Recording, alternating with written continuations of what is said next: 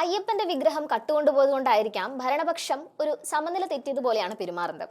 സഭയിൽ പ്രതിഷേധിച്ച 3 MLA മാരെ സസ്പെൻഡ് ചെയ്തിരിക്കുകയാണ്. നിയമസഭയിൽ പ്രതിഷേധത്തിനിടെ വാച്ച് ആൻഡ് വാർഡിനെ മർദ്ദിച്ചു എന്ന പേരിലാണ് 3 പ്രതിപക്ഷ MLA മാർക്ക് സസ്പെൻഷൻ ലഭിച്ചിരിക്കുന്നത്.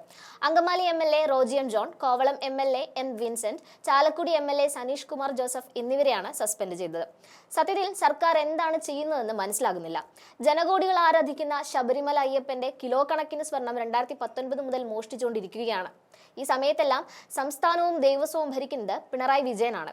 അദ്ദേഹവും ബന്ധപ്പെട്ടവരും അറിയാതെ ആ സ്വർണം മോഷണം പോകില്ല. എന്നിട്ടും കുറ്റവാളികൾക്കെതിരെ നടപടിയെടുക്കാനും രാജിവെക്കാനും തയ്യാറാകുന്നില്ല. അപ്പോൾ പ്രതിപക്ഷം പ്രതിഷേധിക്കുന്നത് സ്വാഭാവികമാണ്. ശബരിമലയിൽ നടന്നറിഞ്ഞാൽ ഞെട്ടിപ്പോകും. എല്ലാം വളരെ വ്യക്തമായ ആസൂത്രണമാണ്.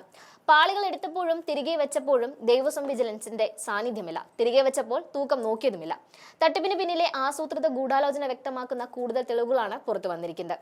എന്നിട്ടും അതിനെതിരെ പ്രസംഗിക്കുന്നവർക്കെതിരെയാണ് നടപടിയെടുക്കുന്നത്.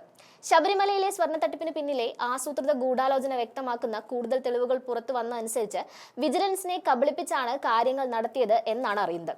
ദേവസ്വം വിജിലൻസിനെ അറിയിക്കാതെയും പൂർണ്ണമായി ഒഴിവാക്കിയുമാണ് തട്ടിപ്പ് നടന്നത്. അതായത് 2019 ദ്വാരപാലക ശില്പങ്ങളിലെ പാളികൾ ഇളക്കിയെടുത്തതും തിരികെ സ്ഥാപിച്ചതും അങ്ങനെയാണ്. 2019 ജൂലൈ 20 സ്വർണ്ണപ്പാളി കൈമാറുന്നതിനായി ദേവസ്വം ബോർഡ് സെക്രട്ടറി പുറത്തിറക്കിയ ഉത്തരവിലും സെപ്റ്റംബർ 11 പാളികൾ സ്വർണം പൂശി തിരിച്ചു കൊണ്ടുവന്ന് സ്ഥാപിച്ച നടപടിക്രമങ്ങളുടെ മഹസറിലും വിജിലൻസ് പ്രതിനിധിയെ ഉൾപ്പെടുത്തിയില്ല എന്ന് മാത്രമല്ല, വിജിലൻസിനെ അറിയിച്ചിട്ട് പോലുമില്ലെന്നാണ് അന്നത്തെ ദേവസ്വം വിജിലൻസ് SP ആയിരുന്ന P ബിജോയ് വെളിപ്പെടുത്തിയിരിക്കുന്നത്.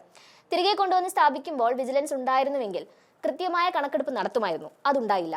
അപ്പോൾ കള്ളന്മാർക്ക് കാര്യങ്ങൾ എളുപ്പമായി. അതായത് ശബരിമലയിൽ നാണയം എണ്ണുന്നതും സ്വർണം തിട്ടപ്പെടുത്തുന്നതും അടക്കം ദേവസ്വം സ്വത്തുക്കൾ കൈകാര്യം ചെയ്യുമ്പോഴെല്ലാം വിജിലൻസ് ഉദ്യോഗസ്ഥന്റെ സാന്നിധ്യം വേണമെന്ന് ദേവസ്വം ചട്ടത്തിൽ വ്യവസ്ഥ ചെയ്തിരിക്കെയാണ് അവരെ ഒഴിവാക്കി തട്ടിപ്പ് നടത്തിയിരിക്കുന്നത്.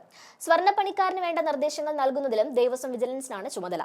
ഇതൊന്നുമില്ലാതെ എല്ലാ തട്ടിപ്പുകളും നടത്തിയത് ഈ കാലത്ത് സംസ്ഥാനവും ദേവസ്വവും ഭരിച്ച ഇടതുപക്ഷം ആണെന്നിരിക്കെ അവർക്ക് നേരെ പ്രതിഷേധം ഉയരുന്നത് സ്വാഭാവികമാണ്.